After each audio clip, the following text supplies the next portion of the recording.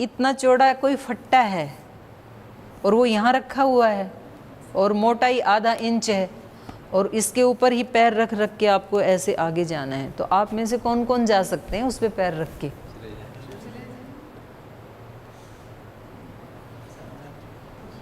कोई कंफ्यूजन? रजनी जी चल लोगे? नहीं टूटेगा, फर्श है ना नीचे, फर्श पे रखा है, सब चल लेंगे। ठीक, अब ये फट्टा हमने वहाँ से उठा दिया और एक कॉर्नर यहाँ है और एक योग भवन पे है, और अब आपसे पूछा जा रहा है कि जीवन बचाना है, आपको यहाँ से वहाँ जाना है, तो अब जाने की हिम्मत कौन कौन करेगा?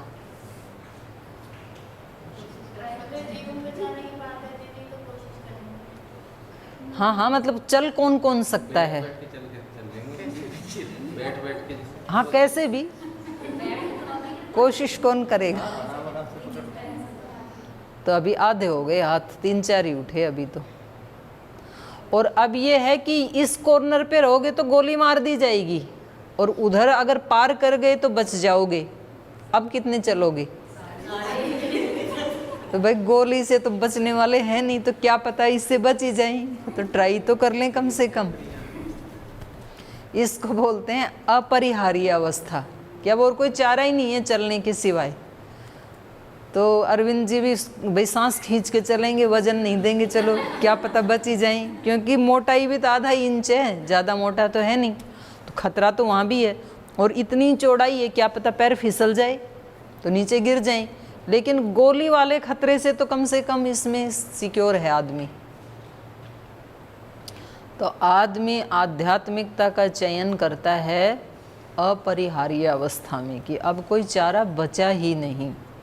तो कितना अच्छा होता कि यदि पहले ही जीने से चढ़ के उधर चला गया होता आराम आराम से, तो इतना रिस्क लेना ही नहीं पड़ता।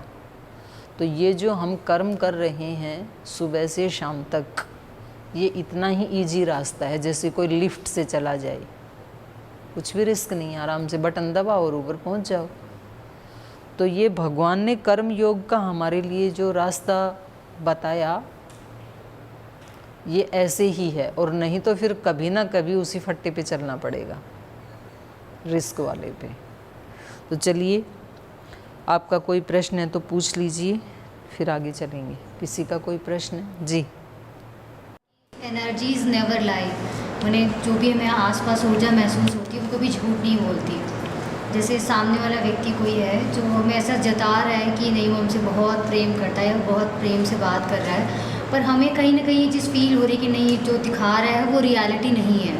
और उस वक्त हम अपने मन को समझा रहे हैं शायद हमारे किसी बैड एक्सपीरियंस की वजह से हमें ऐसा लग रहा होगा, ऐसा नहीं है व्यक्ति। लेकिन कुछ दिन बाद हमें महसूस होता है कि नहीं, वो उस वक्त जो हमें फ़ील हो रहा था तो वो सही फील हो रहा था, वो जो पॉजिटिव एनर्जी थी वो हमें उस नेगेटिव एनर्जी से बचाने की कोशिश कर रही थी। और दूसरा ये कि जैसे हम प्रे करते हैं भगवान से, कोई भी जैसे कहते हैं ना कि जब कोई चीज़ आप बहुत शिद्दत से चाहो तो पूरी कायनात उसे मिलाने में लग जाती है। तो जैसे मैंने एग्जांपल दिया था कि मैं जैसे यहाँ पे आना चाहती थी, मुझे ऐसा था कि मुझे किसी ऐसी जगह रहना है जहाँ पे ऐसे बिल्कुल पूरा नेचुरल एनवायरनमेंट हो और साधु सन्यासियों के बीच में। तो लगभग 2-3 साल बाद अचानक मेरा मतलब पतंजलि से कोई कांटेक्ट नहीं था, किसी से भी कोई नहीं, और अचानक यहाँ पे आना हुआ।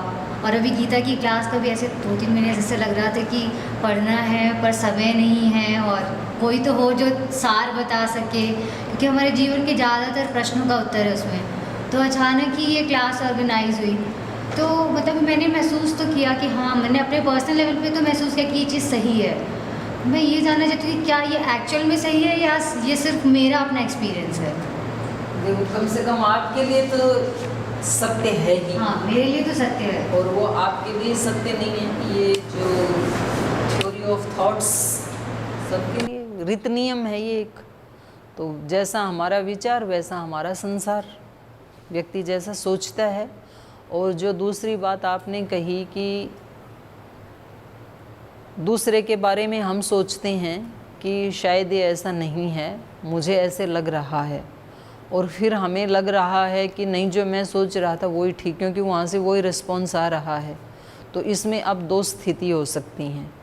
एक स्थिति ये हो सकती है कि वो सामने वाला व्यक्ति वास्तव में ही नेगेटिव था और अब आपने उसको फील कर लिया अच्छे से। दूसरी ये स्थिति हो सकती है कि आपने नेगेटिव सोच सोच के नेगेटिव को आकर्षित कर लिया। लॉ ऑफ अट्रैक्शन भी तो काम कर रहे हैं ना, जैसे गुरुत्वाकर्षण का नियम काम कर ही रहा है। अब यहाँ से कोई भी छलांग मारे तो नीचे जाएगा ना, तो वो ये थोड़ी देखेगा लॉ ऑफ ग्रेविटेशन की भाई ये तो चलो सफाई वाला कर्मचारी छलांग मार रहा है तो इसकी तो टांग टूट जाए तो कोई बात नहीं है, पर ये सन्यासी छलांग मार रहा है तो इसकी टांग नहीं टूटनी चाहिए, क्योंकि तो सन्यासी है, विद्वान है, कोई भी मारे वो खींचेगा नीचे। तो ये जो लॉ ऑफ थॉट्स है या लॉ ऑफ अट्रैक्शन है, हम कैसी चीज़ों को आकर्षित कर रहे हैं अपनी तरफ, वो हमारी तरफ आती हैं। तो हम हर व्यक्ति में पॉजिटिविटी है, हर व्यक्ति में नेगेटिविटी है। कोई व्यक्ति सबके लिए पॉजिटिव नहीं होता है, कोई व्यक्ति सबके लिए नेगेटिव नहीं होता है। हम उसके बारे में क्या विचार कर रहे हैं वही रिस्पॉन्स हमें उधर से मिलने लगता है। तो इसका सॉल्यूशन क्या करें जी, ठीक कैसे करें, चाहे वो उसकी तरफ से नेगेटिव आया या हमने नेगेटिव सोच के पता चले कि मतलब हमने नेगेटिव मतलब इतना नेगेटिव सोचा कि वो नेगेटिव हो गया, चलो उसको छोड़ दो, वो पता ना भी चले तो भी कोई बात नहीं है। मेन बात सोचना इसके ऊपर चाहिए कि इसको ठीक कैसे करें, क्योंकि पीड़ा मेरे को हो रही है, कष्ट मेरे मन में है ना, तो मुझे अपना इलाज करना है ना, क्योंकि दुखी मैं हो रहा हूँ। तो इसमें शुरुआत अपनी तरफ से करनी होती है। चाहे कोई व्यक्ति, तो इसलिए मैंने मुंशी प्रेमचंद की भी ऐसी बहुत कहानियाँ सुनी और भी संतों की भी बहुत ऐसी कहानियाँ सुनी कि जब हम अपनी तरफ से पॉजिटिविटी की शुरुआत करते हैं, क्योंकि कष्ट मेरे को है तो इसलिए मुझे अपने अंदर पॉजिटिव विचार उठाने हैं उस व्यक्ति के लिए, कि हो सकता है उसमें कोई एक दोष हो, लेकिन है तो वो भी एक शुद्ध आत्मा ही है ना, वो भी तो उसमें कोई, तो मेरे अंदर कोई दूसरा दोष है, उसके अंदर कोई एक और दोष है, तो कोई बात नहीं, हम उसको स्वीकार करते हैं। तो जो मैंने कल, आप आए नहीं थे तो कल मैंने यही बताया था कि जो वस्तु जैसी है उसको एज इट इज़ स्वीकार करना, जैसे माँ अपने बच्चे को स्वीकार करती है, जैसे डॉक्टर एक रोगी को कैसे स्वीकार करता है।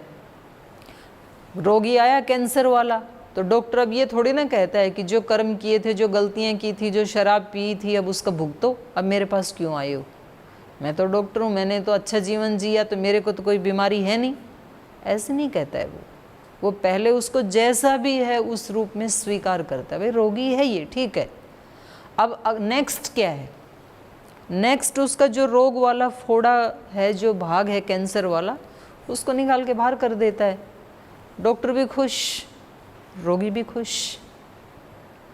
तो हम ये ब्लेम नहीं कर सकते हैं अगर हमें खुश रहना है तो, कि जी ये लोग तो थे ही नेगेटिव, तो इसलिए हमारे ऊपर नेगेटिव प्रभाव पड़ा, तो इसमें हमारा तो कोई दोष है नहीं। अगर ये ठीक हों तो हम ठीक हों, अगर ये ठीक नहीं होंगे तो फिर हमारा तो यही हाल रहेगा। तो फिर तो हमने अपना रिमोट उसके हाथ में दे दिया। हमें खुद को यदि ठीक करना है तो शुरुआत हमारी तरफ से होगी फिर, क्योंकि मैंने एक अच्छा विचार उठाया तो उस व्यक्ति तक वो विचार जाए या ना जाए, वो व्यक्ति उस विचार को रिसीव करे या ना करे, पर मेरा तो कल्याण हो ही गया। तो जब कोई व्यक्ति किसी का झोंपड़ा फूंकता है ना, तो पहले अपना खोपड़ा फूंकता है। पहले विचार आग लगाने का कहाँ आएगा, यहाँ आएगा ना पहले, तो बाद में ही तो जलाएगा। तो उसका तो क्या पता कोई बुझा भी दे, फायर ब्रिगेड बुला करके, पर मेरे वाला तो जल ही चुका, मेरा तो नुकसान हो ही चुका है। इसलिए मुझे शुरुआत मेरे से करनी है। इसलिए आज मैंने आते ही आपको इसीलिए तो लिखवाई ये जो 10 चीज़ें जो आपने 4-5 जो भी लिखी, आप क्या चाहते हैं, what do you want in your life, आप चाहते क्या हैं। आप यदि ये चाहते हैं कि मैं प्रसन्न रहना चाहता हूँ, मैं ये चाहता हूँ कि सब मेरे से प्रेम करें, एक व्यक्ति भी मेरे प्रति नेगेटिव ना सोचे। किसी व्यक्ति को ये चाहत है कि मेरा मकान जो है वो गेहूं से भर जाए, एक पूरा धान से गेहूं से भरा हुआ मेरा घर में कमरा हो, तो क्या करना पड़ेगा? उसको बोना पड़ेगा पहले, और जिस दिन बीज बोता है ना उस दिन वो मिट्टी में मिल गया, जो अपने पास 1-2 किलो गेहूं था ना वो भी चला गया।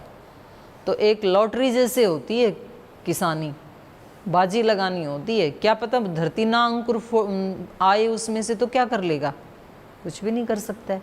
तो भी इस विश्वास पे बोता है कि नहीं, जो मैंने बोया है वो भले ही आज नहीं दिख रहा है, आज भले ही वो मिट्टी में मिल गया, लेकिन कल उसमें से अंकुर जरूर फूटेगा।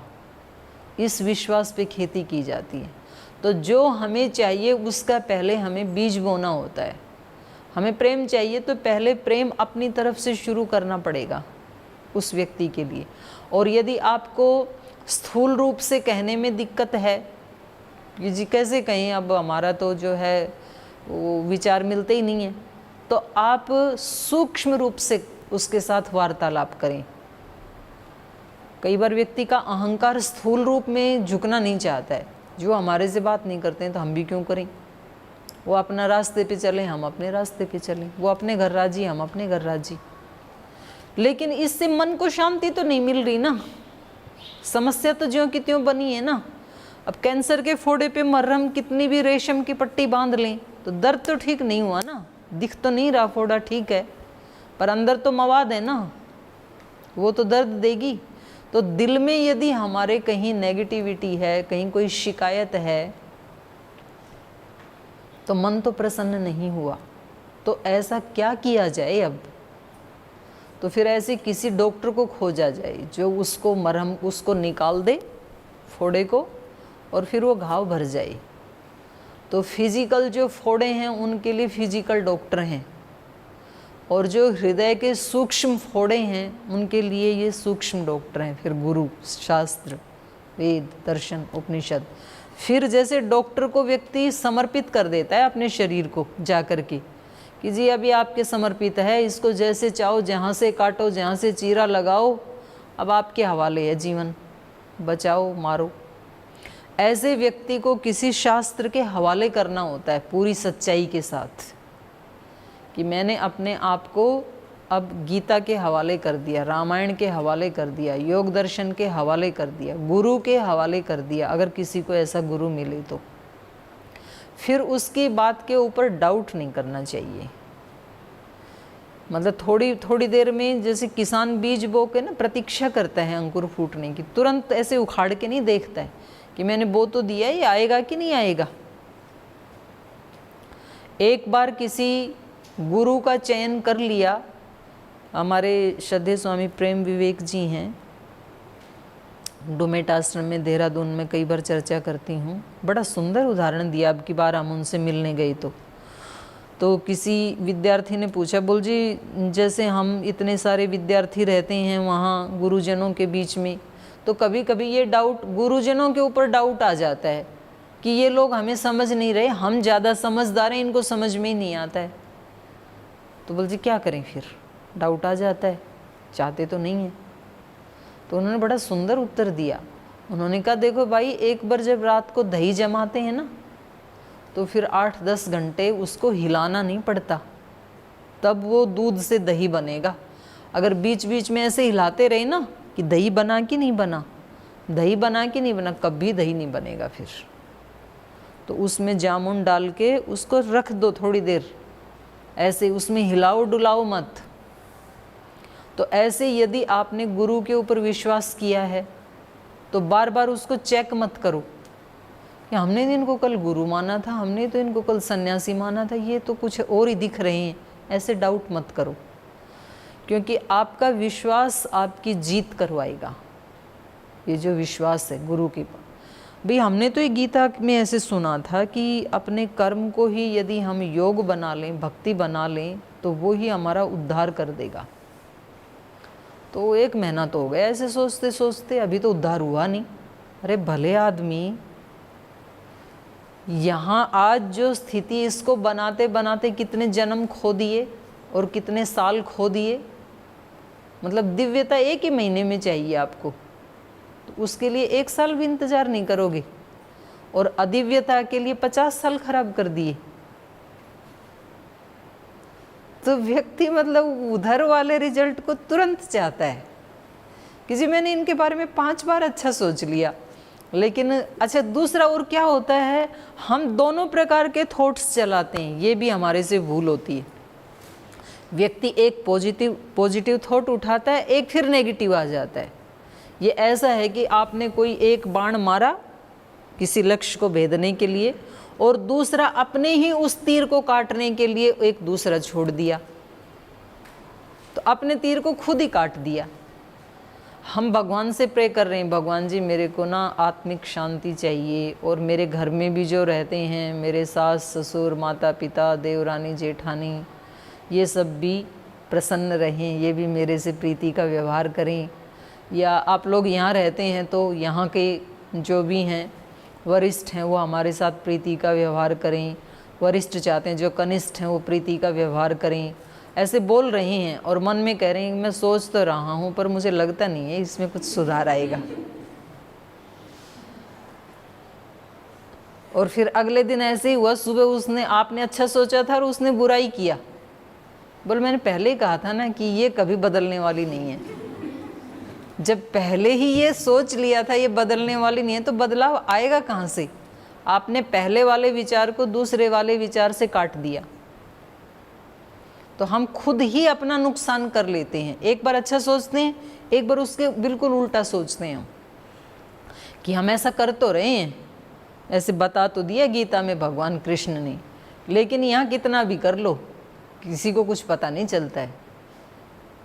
तो आपने पहले वाले को खुद ही काट दिया तो पता चलेगा कैसे? तो श्रद्धा इतनी अटूट होनी चाहिए। अध्यात्म का जो पूरा का पूरा भवन टिका हुआ है वो है श्रद्धा के ऊपर टिका हुआ है।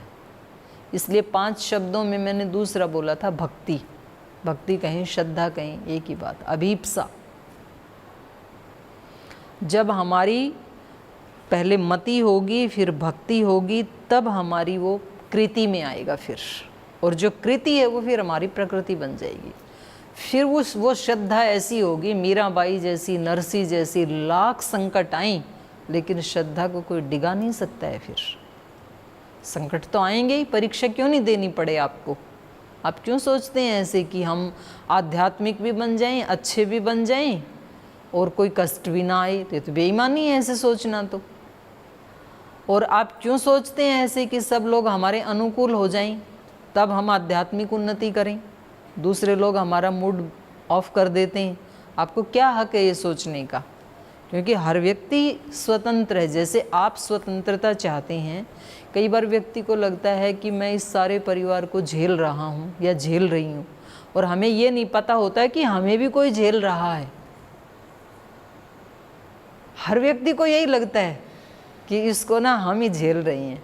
पत्नी पति को बोलती, बोली तेरे को ना मैंने झेल लिया, नहीं तो कोई झेल नहीं पाता। पति पत्नी से कह रहा है, बोले तेरे को मैंने झेल लिया, कहीं और जाती तो कुछ और ही होता। और सबको झेल रहे हैं क्योंकि सबकी प्रकृति अलग, सबके संस्कार अलग, सबका मिशन अलग, सबका विजन अलग। सब अपना अपना बैग उठा के चल रहे हैं रेलवे स्टेशन पे। गाड़ी तो एक ही है लेकिन किसी को 10 किलोमीटर जाना है, किसी को 50 जाना है, किसी को 100 किलोमीटर जाना है। रूट तो एक ही है लेकिन सबकी टिकट अलग अलग हैं, सबका डेस्टिनेशन अलग अलग है। कोई तुरंत उतर जाएगा, कोई थोड़ा और आगे जाएगा, लेकिन वहाँ सब अनजान होते हैं रेलवे स्टेशन पे। और सबके बैग में अलग अलग सामान होता है, सबके कपड़े अलग, सबके खाने पीने का सामान अलग, सबकी पढ़ने की पुस्तकें अलग, लेकिन तो भी कोई दिक्कत नहीं है। उसी ट्रेन में कितने आराम से सफ़र कर लेते हैं। तो ये संसार भी तो एक ट्रेन ही है, किसी को चढ़ा रही है, किसी को उतार रही है, किसी का जल्दी से स्टेशन आ जाता है, किसी का और 10 साल बाद आएगा। तो हमें ये स्वीकार ही करके चलना है कि कोई भी व्यक्ति जैसा मैंने सोचा था कल्पनाओं में वो 100% वो व्यक्ति कैसे हो सकता है? मैं भी तो नहीं हूँ ना ऐसा। जैसा दूसरों ने मेरे बारे में सोचा था, भाई मेरे अपने ऐसे संस्कार हैं, मेरी ऐसी परवरिश हुई, मुझे ऐसे संस्कार मिले, ऐसी मेरी शिक्षा हुई, तो उसके अकॉर्डिंग मुझे ऐसे जीने का हक है। तो दूसरे को भी तो हक है, फिर हमें दूसरे को भी स्वीकार करना पड़ेगा। और दूसरे को स्वीकार करते ही उसका लाभ हो या ना हो हमारा ज़रूर हो जाता है। तो आपने जो अपनी अनुभूति बताई वो 100% सत्य है, और वो कोई मतलब बहकाने वाली बात नहीं, वो विज्ञान है। और एक बार अगर कोई विज्ञान हमें समझ में आ जाए तो फिर हमें उसको छोड़ना नहीं चाहिए। सूत्र जो है ना वो सब जगह एक ही जैसा काम करते हैं। जैसे पानी जो बनता है तो उसका सूत्र क्या है? H2O। अब ये ऐसा नहीं है कि ये H2O हिंदुस्तान में तो काम करेगा क्योंकि ये ऋषियों का देश है, लेकिन पाकिस्तान में काम नहीं करेगा क्योंकि वो दुष्टों का देश है। ऐसा नहीं है, वहाँ भी H2O से पानी ही बनेगा। तो एक सूत्र जहाँ समझ में आ गया, भाई मेरी पॉजिटिविटी, मेरी श्रद्धा, मेरी भक्ति, मेरा विश्वास मेरा तो उद्धार कर ही देगी, दूसरे का करे या ना करे, तो फिर हमें लाख संकट उठा करके भी उसको छोड़ना नहीं है।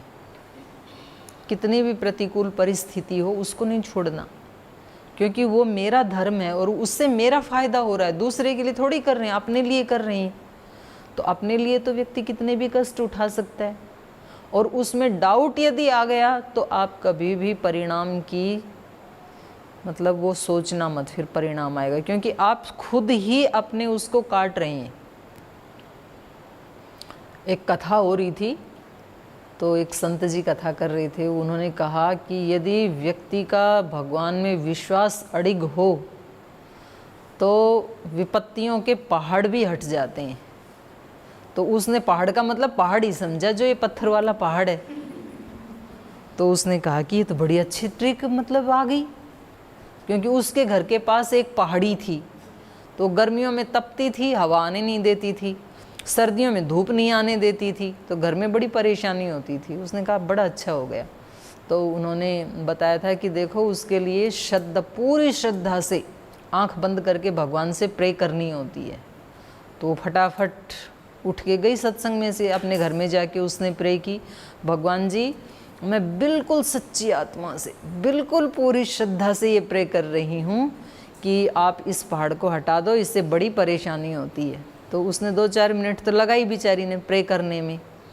अब 4-5 मिनट के बाद जाके खिड़की खोल के देखी कि पहाड़ हटा कि नहीं हटा, पहाड़ ज्यों का त्यों।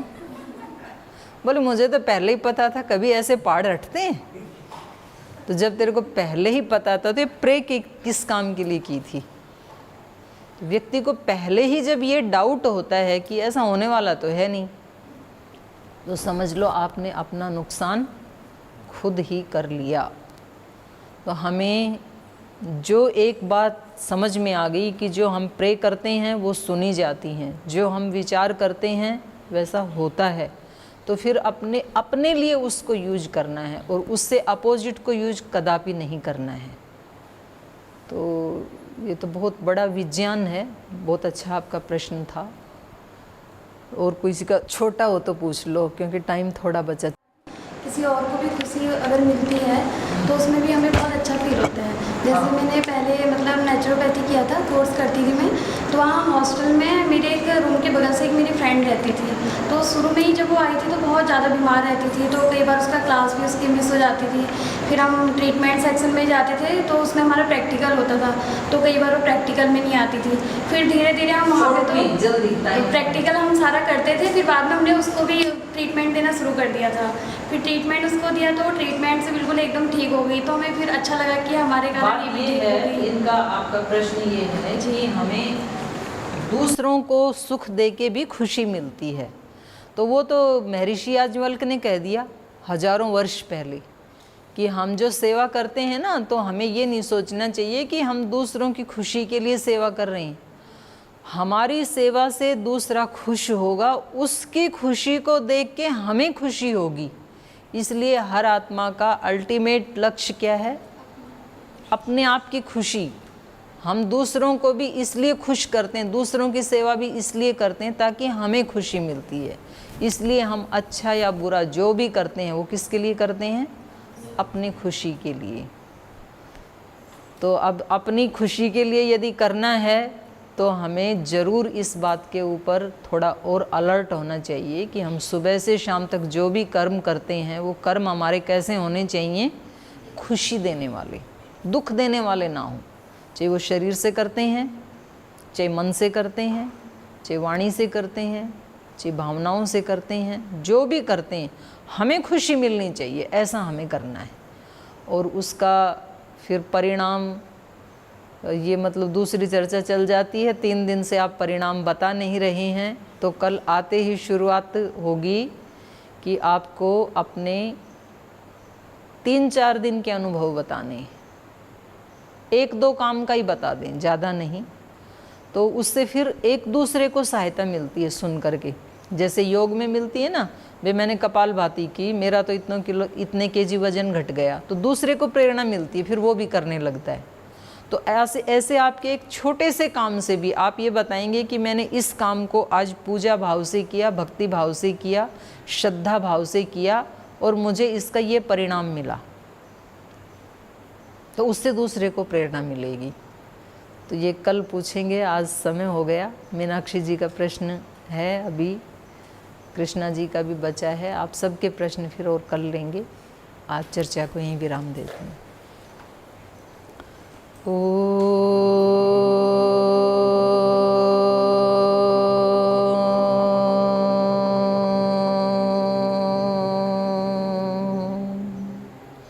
शांति शांति शांति। श्री गुरुभ्यो नमः।